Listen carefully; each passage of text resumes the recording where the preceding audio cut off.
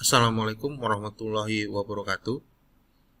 Selamat datang di channel Rocky Marbun, yang pada program kali ini saya coba fokus ke program pengabdian masyarakat dengan membahas secara sederhana, bahasa-bahasa sederhana, keseluruhan artikel atau karya ilmiah atau penelitian yang pernah saya buat dan sudah dipublikasi untuk ditranslate ke dalam bahasa sederhana agar seluruh masyarakat mengerti. Sesi hari ini saya coba untuk mengungkapkan mengenai postulat-postulat. Postulat itu memang ini agak bahasa ilmiahnya ya.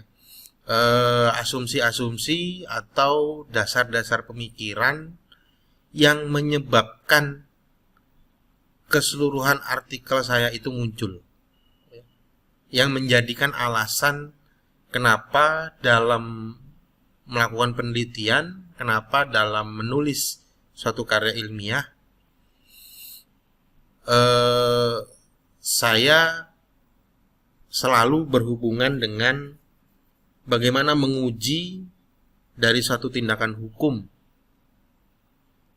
dari aparat hukum yang menurut saya termasuk sebagai model penyalahgunaan wewenang atau model penyalahgunaan kekuasaan. Setidaknya ada dua, yang atas sama yang bawah. Yang pertama ini adalah pengertian penegakan hukum menurut Suryono Sukanto. Jadi Suryono Sukanto itu mengatakan penegakan hukum adalah upaya menyerasikan nilai-nilai yang terjabarkan dalam kaidah. Nah, kata norma ini saya menambahkan, karena Prof. Suryono Sukanto itu orang bidang sosiologi hukum. Jadi kalau beliau menggunakan istilah kaidah, tapi orang hukum sendiri, khususnya hukum pidana, menggunakan istilah norma dalam kaidah dan mengejawantahkan, diwujudkan dalam sikap tindak, perilaku, sebagai penjabaran tahap akhir. Jadi setelah menyerasikan nilai-nilai itu artinya mencari nilai-nilai yang tersebar atau tersembunyi di dalam kaidah atau pasal-pasal atau undang-undang, dan diwujudkan menjadi satu tindakan hukum, sikap tindak.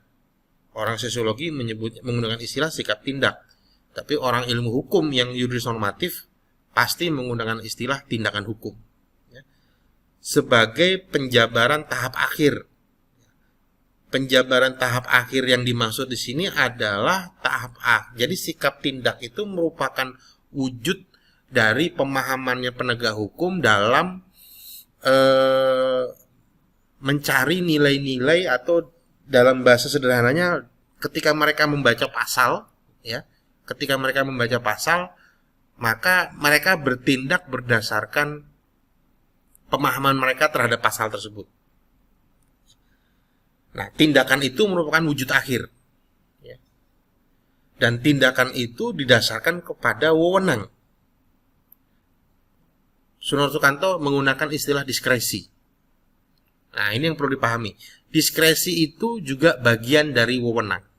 Namanya wewenang bebas. Jadi dia bagian dari wewenang melalui diskresi aparat penegak hukum. Nah, cuma ada perbedaan. Diskresi yang dimaksud di sini adalah pilihan sendiri dari penegak hukum untuk bertindak. Padahal diskresi itu dalam konteks hukum administrasi negara itu adalah wewenang yang hanya dipergunakan ketika terjadi stagnasi penyelenggaraan negara dan demi mewujudkan kesejahteraan masyarakat. Nah, itu diskresi. Tapi orang sosiologi hukum lebih jeli melihat bahwa diskresi itu bukan cuma itu. Diskresi itu juga pilihan-pilihan berdasarkan subjektivitas dari penegak hukum yang sudah membaca suatu pasal dan menerjemahkan dalam pikirannya diwujudkan dalam tindakannya, itu bagian dari diskresi karena pilihan sendiri dari penegak hukum. Penegakan hukum itu sangat penuh dengan atau sangat kental dengan upaya melakukan penemuan hukum dalam bentuk penafsiran-penafsiran. Nah, kemudian yang kedua, ini ada pendapat dari J.A. Pontir yang dikutip oleh Profesor Bernard Arif Sidarta, almarhum, guru besar dari Universitas Parahyangan. Prof. Bernard mengatakan dengan mengutip J.A. Pontir ya, penemuan hukum merupakan tindakan otoritas publik. Ya, jadi penemuan hukum dalam bentuk penafsiran tadi itu merupakan tindakan otoritas publik. Otoritas publik itu dalam bahasa sederhananya adalah pejabat negara, pejabat publik, penyelenggara negara. Orang-orang yang diberikan kekuasaan, kewenangan dalam ranah hukum publik. Yang dapat dipaksakan, nah ini bahayanya di sini masalahnya ya. Yang dapat dipaksakan melalui kekuasaan dan kekerasan. Kenapa dikatakan dapat dipaksakan melalui kekuasaan? Karena memang mereka diberikan kekuasaan oleh konstitusi dan diberikan kewenangan oleh undang-undang. Dan melalui kekerasan karena mereka penegak hukum itu bisa memaksakan kehendaknya.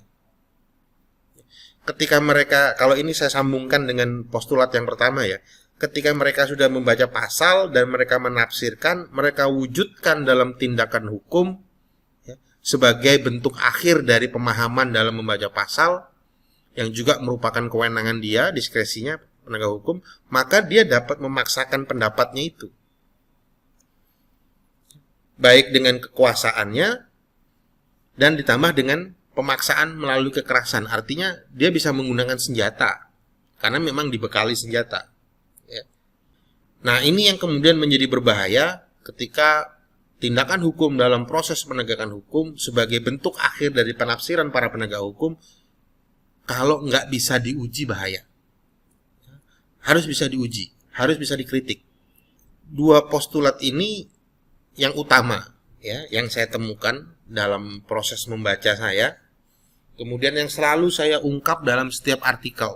Jadi mungkin kesannya nanti kayak terulang dalam setiap artikel ada pengulangan-pengulangan ya. Karena memang dua ini yang utama. Selain dua ini sebenarnya ada satu lagi dari Paul Schotten ya, dekan Fakultas Hukum yang pertama di Indonesia. Itu yang mendasari, di video yang lalu sudah saya jelaskan, itu yang mendasari saya berpikir secara interdisipliner dan multidisipliner.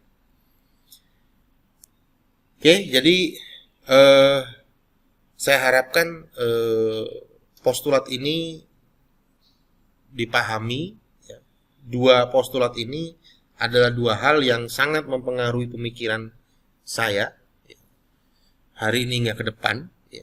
Selama penegak hukum itu tidak menyadari bahwa dirinya bisa melakukan penafsiran ya, karena biasanya penyidik atau penuntut umum selalu mengatakan kami tidak melakukan penafsiran, kami bekerja hanya berdasarkan undang-undang ya.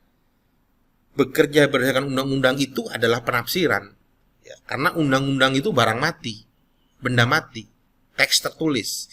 Dia hanya hidup kalau dia diucapkan. Nah, mengucapkan ya, dalam bentuk bahasa, kata gitu ya, bahasa, kata, kalimat, lisan dan tertulis, itu hanya bisa muncul ketika sudah terjadi proses berpikir di kepala kita. Proses berpikir, salah satu instrumen dari proses berpikir adalah kemampuan menafsirkan, kemampuan mencari makna terhadap semua tanda, simbol, baik itu teks maupun benda mati, yang memunculkan kemampuan membuat suatu keputusan. Nah, kalau penegak hukum tidak menyadari itu, ya, masih tidak menyadari itu, maka selama itu juga dua postulat ini tetap akan saya gunakan untuk membuat penelitian-penelitian yang menyoroti tindakan-tindakan hukum tertentu, ya, nggak semua ya, tertentu yang memunculkan kerugian bagi masyarakat umum. Baik, mudah-mudahan video singkat ini bisa menjadi pengantar nantinya ya, untuk mungkin video kelima ya. Saya baru masuk yang serius. Oke, terima kasih. Assalamualaikum warahmatullahi wabarakatuh.